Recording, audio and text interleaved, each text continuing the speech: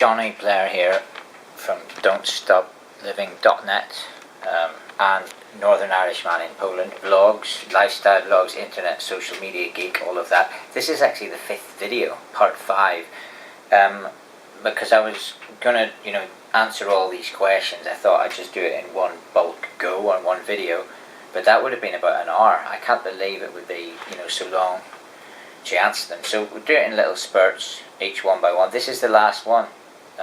I think, because unless more questions come up during it, which is unlikely, because it should only be between 5 and 10 minutes. So I hope everyone is staying safe and trying to get the best out of this negative scenario and situation that we can in amongst these bad times. A little bit of blogging going on, a little bit of reminiscing, writing, working online for the flat, but no travel. So in that absence, I'd asked for some question and answers to see if we can do some interaction on the blog. I haven't done this before, so this is the 5th video. It's quite good to interact and see how other people react with different travel. And obviously I'm very biased about things, so I've got to stick to my, what I saw when I went to places. So thanks for all the questions. I'll just name check everyone again, so that thanks for interacting on following the blog. Elliot Hasenbasic, Andrew Rogers, Kelly Boyer, Rado V, Andy Svensson, Dimitar Shopov, Ramesh Verjat, Margarita Vaughn, Richard Ingram, Rich Boy, Judy Bingham, Trevor McCarthy, Gareth Maunder, Peter Dent, and the other ones, It's Alex Todd, The Skeffington, CF Martin Dremore. And I'm just going to check Twitter here, because I put it on Twitter, but I don't really get much interaction on there. It's more for sharing and my blog posting. I don't know if there's any. It's not even. So yeah. I'm on there with something different now. Twitter. Okay. So yeah, no one answered that, but I've got a football comment there instead. Okay.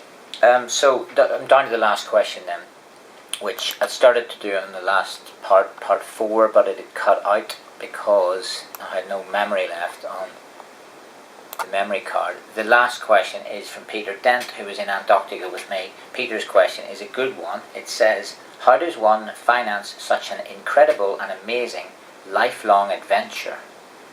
Actually got asked this a lot of times, and the thing is, I'm a cheap guy. I am not splashing out money on ridiculously expensive things. I'm also not a millionaire banker, or I don't crave to be this kind of guy that works in a job where he's earning a lot of money. I'd rather work in a bar or be a teacher, or earn some money online. So how to earn the money? Work every day is the first thing. So don't go a day without working. End of story. From the moment you've left school and have an education, work every day. Do something every day. So that might be, cleaning bins, cleaning toilets, working in a bar. It might be writing. And a lot of that work you do, you may not even get paid for it, but eventually you'll always have money from that. So I've worked every day. I don't take days off. If I'm ill, I'll write something. I'll try and get enough energy to write something. So work every day. Even better is work every day in something that gives you money, and work every day in something that gives you passion and money, and then you've cracked it. So yeah, the jobs were a good thing, especially when I lived in Bournemouth. I would often have 3 jobs at the same time. Monday to Saturday I was working on the seafront selling ice cream, and then Monday, Tuesday, Wednesday nights I'd work in Tesco or in a supermarket, and then Friday and Saturday nights I'd work in the bar in the hotel, so I'd have Sunday off, whole day off. So it's pretty intense but very rewarding. So I guess the first thing is to make sure you've got the money always coming in, work. Other tips is when you get all these tax returns and all those types of things, fill them all in and try and get all that money back. I got money back from Hong Kong, from Poland, from the UK, and even from Australia. I got tax and super back and all of that. So look for the fine print. Take what you can. coupons and vouchers, take advantage of them. If you walk down the street and someone gives you a voucher for, half price pizza and a cheap beer or something, take it, because at the end of the day, it's a new experience, and it's also something that's going to save you money probably that day. So I'm open for all offers to save money. I'm also very tight with money, in that I'll spend a lot of money on things that I want, but things that I'm never going to use or want, I don't want to spend that money on them. So things like clothes, you don't see me going out and buying expensive kind of suits and things. If I'm going to a wedding, I'll have a good suit for that wedding, but I skip on that. I don't pay a lot of rent. I don't have a car anymore, so I kind of cut back on things that a lot of my friends even have. No, I don't have any pets. No pets, no car. Paying just flat. Outgoings. What else? Food. I'm not a big spender on food. I don't go extravagant on it. Bread and cheese and bread's okay, isn't it? I mean, cup of tea. How much is it? I tell you what, I got 100 tea bags for about £1, about £1.20 last week. But think about that. If you're drinking even 2 or 3 cups of tea a day, that's a lot of money saved, because you're drinking something that's not water. So little tips: saving, sleeping in hostels,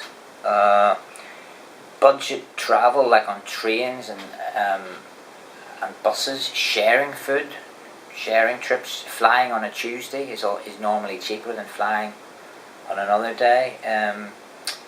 Bulk, doing things in bulk. If there's some tour on and it's cheaper for 10 people, wait until you've got the 10 people to do it. Don't just do it on your own.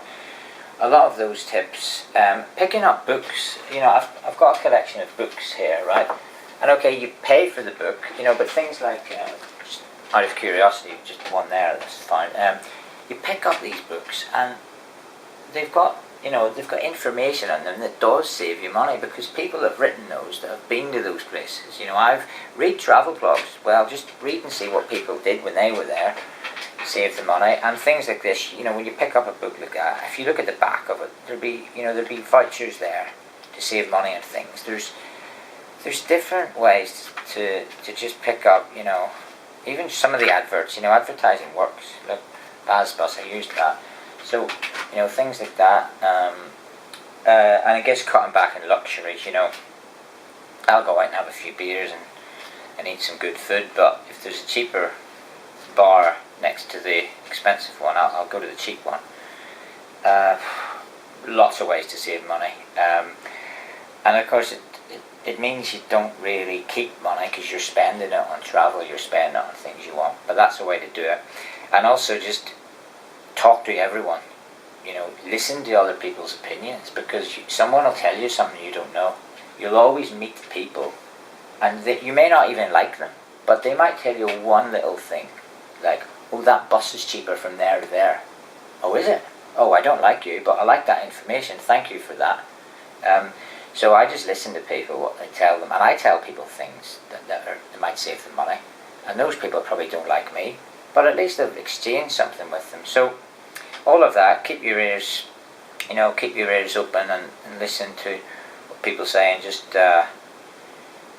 don't say no to things, and don't assume that you know best, because you don't. Other people that have been there and done it, they probably know better than you, and they'll probably help save you money. So all of that, you could put that into a book. That's a huge book of how to save money. Bit too long for a travel chat on a Sunday night, but anyway, so I hope that helps. Hope I've answered all your questions. Thanks for listening and following the blog, and stay safe, stay healthy. Best wishes to everyone out there, and your families, friends, at this time of our lives, and we'll see you around. Don't stop living.